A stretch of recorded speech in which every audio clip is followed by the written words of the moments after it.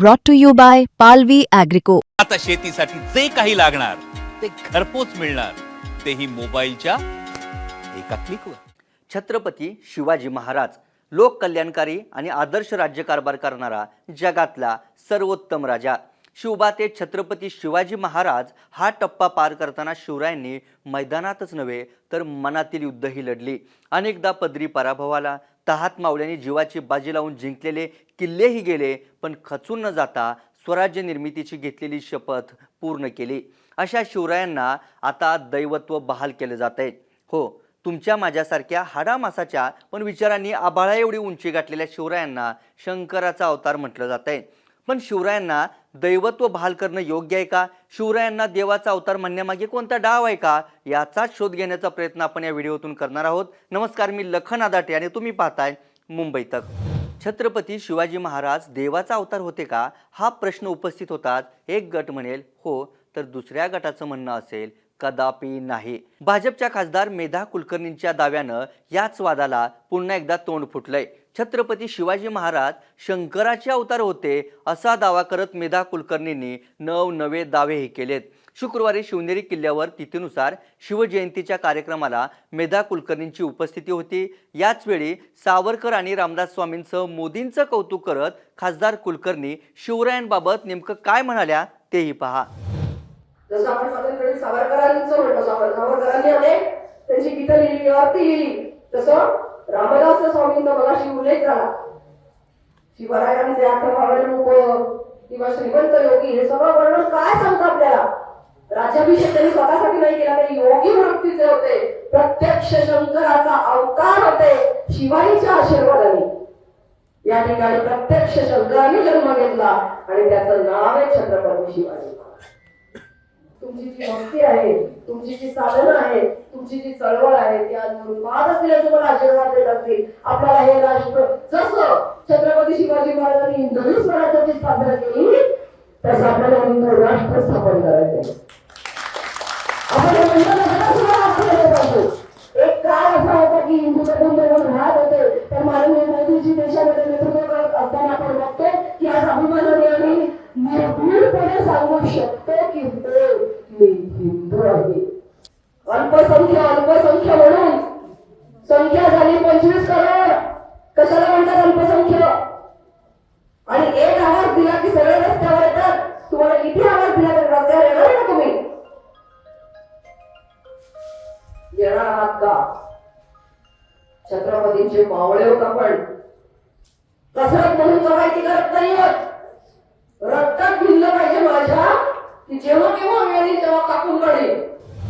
भाजपच्या या खासदार मेधा कुलकर्णींनी शिवरायांना हे असं दैवत्वच देऊन टाकलं.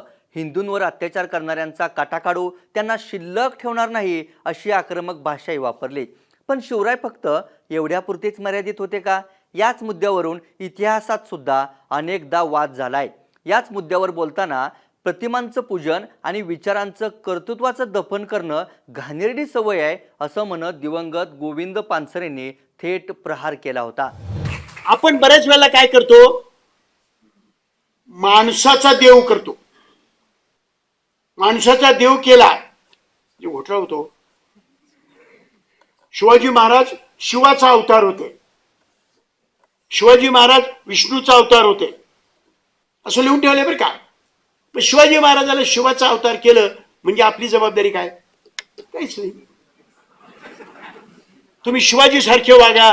शिवाजी कुठं, आपण कुठं? तो शिवाचा अवतार होता, आपण साधी माणसं. त्याने केलं ते तसं करा, आपण काय करा, आपण जय शिवाजी म्हणा म्हणजे आपलं काम झालं. छत्रपती शिवाजी महाराजांनी शून्यातून विश्व उभं केलं. हिंदूंवर होणारा अत्याचार अन्याय थांबवला, तसा इतर धर्मियांनाही न्याय दिला. त्यामुळे शिवराय रयतेचे राजे होते. शिवरायांनी दाखवलेल्या विचारांच्या वाटेवर चालत असताना किमान एखादा गुण अंगीकारला तरी आयुष्याचं सोनं होईल. पण शिवरायांना देवाचा अवतार म्हणून जाहीर करून टाकलं तर आपण आपल्या जबाबदारीतून मुक्त व्हायला मोकळे. मग मेधा कुलकर्णींना तेच अपेक्षित आहे का? दैवत्व बहाल करून शिवरायांचं कर्तृत्व झाकण्याचा डाव आहे का? असा सवाल आता शिवप्रेमींकडून उपस्थित केला जाऊ शकतो. पण शिवरायांना देवाचा अवतार म्हणणाऱ्या मेधा कुलकर्णी एकट्याच नाहीत. ही विचारांची लढाई आहे. देशात अभिव्यक्ती स्वातंत्र्य आहे, कुणीही आपलं मत व्यक्त करू शकतो, पण महापुरुषांबाबत बोलताना आपल्या दाव्यांमुळे त्यांचं कर्तृत्व तर झाकलं जात नाही ना, याचा विचार करायला हवा. चूक झाली तर दुरुस्त करायला हवी, पण कुणी जाणीवपूर्वक स्वराज्याचा पराक्रमी इतिहास झाकून शिवरायांना दैवत्व बहाल करत असेल, तर समाजाला पुन्हा जुन्या आडगळीत नेण्याचा प्रयत्न असेल, तर रयतेनंच तो डाव हाणून पाडायला हवा. शिवरायांवरील प्रेमापोटी अनेक जण आरती करतात, पण काही जण त्याआडून गोड बोलून आपला अजेंडा राबवतायत का, मानसिक गुलाम करण्याचा प्रयत्न होतोय का, याचा सुद्धा शोध घ्यायला हवा. शिवरायांनी शत्रूपासून देवळांचं संरक्षण केलं, रयतेचे प्राण वाचवले. त्या युगपुरुषाचे पोवाडे आपण गात बसू, पुढच्या पिढीलाही इतिहास सांगू. छत्रपती शिवाजी महाराज शंभू महादेवाचे भक्त होते, आई जगदंबेवर त्यांची प्रचंड श्रद्धा होती, हे सुद्धा कोणी नाकारलेलं नाही. पण शिवरायांना देवाचा अवतार म्हणणं, दैवत्व बहाल करून आरती करत बसणं जबाबदारीपासून पळ काढल्यासारखं असेल. महापराक्रमी शिवरायांच्या इतिहासातून प्रेरणा घेणं, रयतेच्या राजाला जाती धर्माच्या चौकटीत न अडकवणं, हेच समाज म्हणून आपल्या सगळ्यांच्या हिताचं असेल. या व्हिडिओत इथंच थांबूयात. शिवरायांना देवाचा अवतार म्हणणं योग्य आहे का? शिवरायांचा पराक्रमी इतिहास पुसून टाकण्याचा आणि रयतेला मानसिक गुलाम करण्याचा डाव खेळला जातोय का? याबद्दल तुम्हाला काय वाटतं ते आम्हाला कमेंट करून नक्की सांगा. ताज्या घडामोडी आणि अचूक विश्लेषणासाठी मुंबई तकच्या यूट्यूब चॅनलला सबस्क्राईब करा. फेसबुक आणि एक्सवरही फॉलो करायला विसरू नका. धन्यवाद.